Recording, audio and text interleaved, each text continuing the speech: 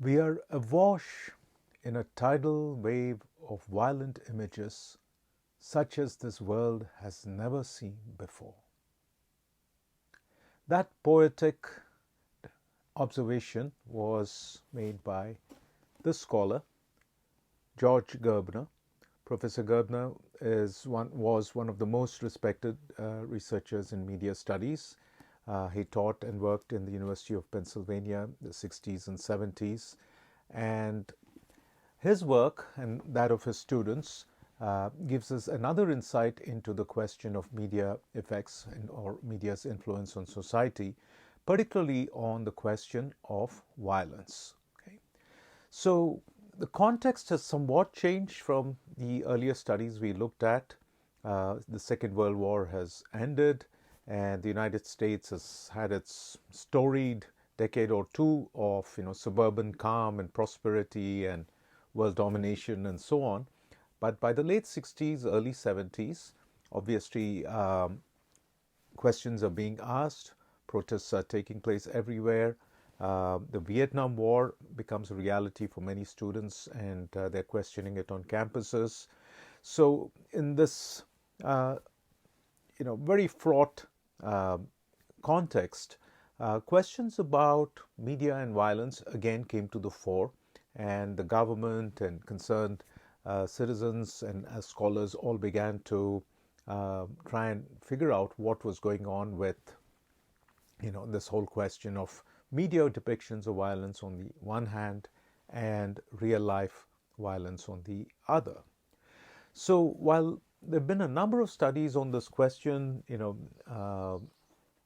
on this question of media and violence, George Gerbner began to take the whole thought process on this in a somewhat different direction, because again, it's very hard to prove a behavioral causal relationship in media studies. It's very hard to say, oh, somebody saw this particular movie and then went and did this.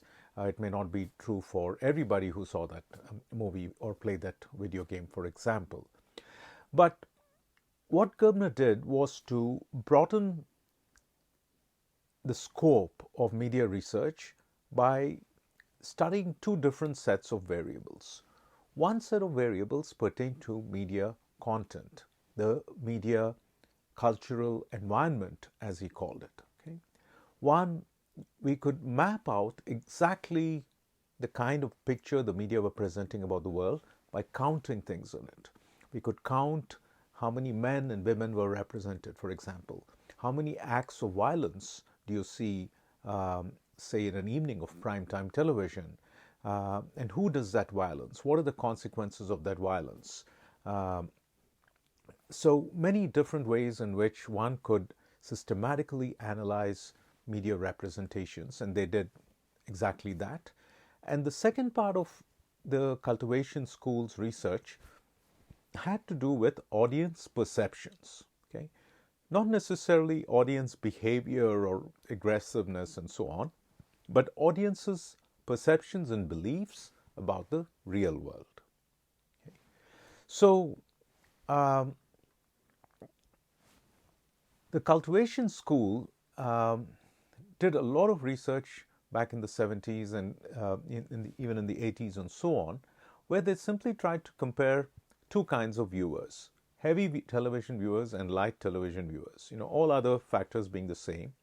If you study the worldviews and assumptions of a group of people who watch heavy television, H, in these mock charts over here, and light television, how do their answers differ? How do their assumptions about the world differ? Okay. So the first set of studies that they did had to do with the question of violence. Okay. And the cultivation school found one of the most important and dramatic examples of media influence on society, and that came to be called the mean world syndrome. Okay. The mean world syndrome. So what the mean world syndrome finds is that heavy TV viewers tend to think of the world as a more dangerous, fearful, sort of a place than light TV viewers. Okay, so and that is attributed somewhat to the fact that one tends to see a lot more crime and violence on television than, say, in real life.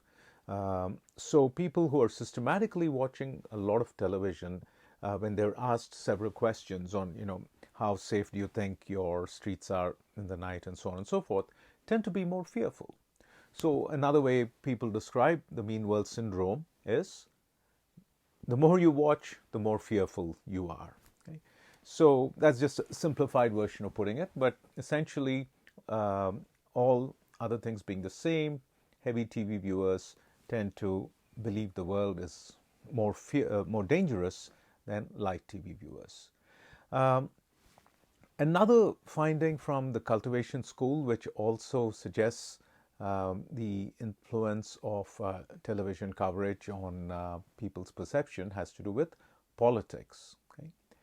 And so this is very much in the context of, I guess, the 1970s, when most news was dominated by the three main networks on television, and they didn't quite have MSNBC and Fox and all the other millions of voices we have on the internet today. The cultivation school begins with a content analysis of political positions on news coverage. Okay, what does TV news present as the American political spectrum from left to right, okay, or Democrats to Republicans?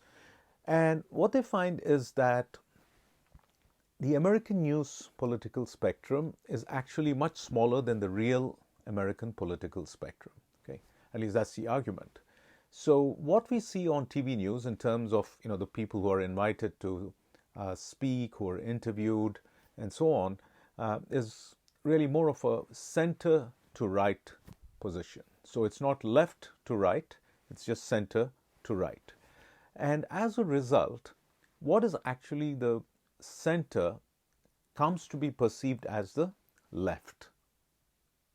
And, the supposed middle neutral position that TV news assumes for itself is actually already right of center somewhat.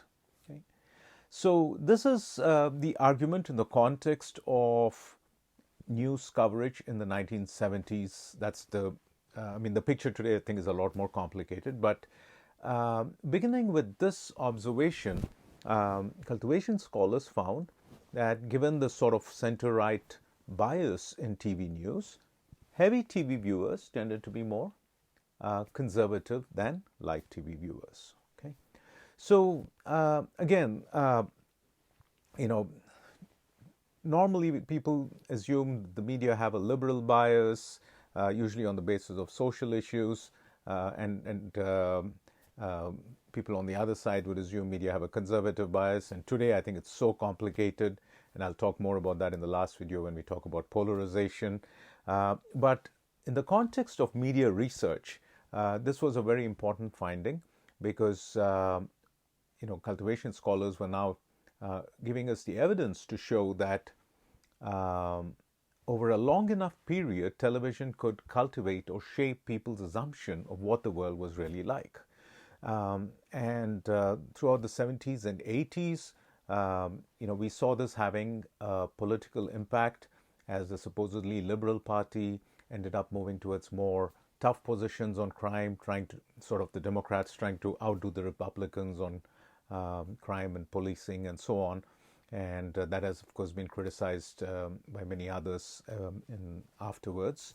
But cultivation research and George Gerbner's work is very useful for us, because it gives us a decent amount of evidence to say that long term, when you look at perceptions, not behavior but perceptions, it looks like TV does shape our beliefs and assumptions of what the world is like.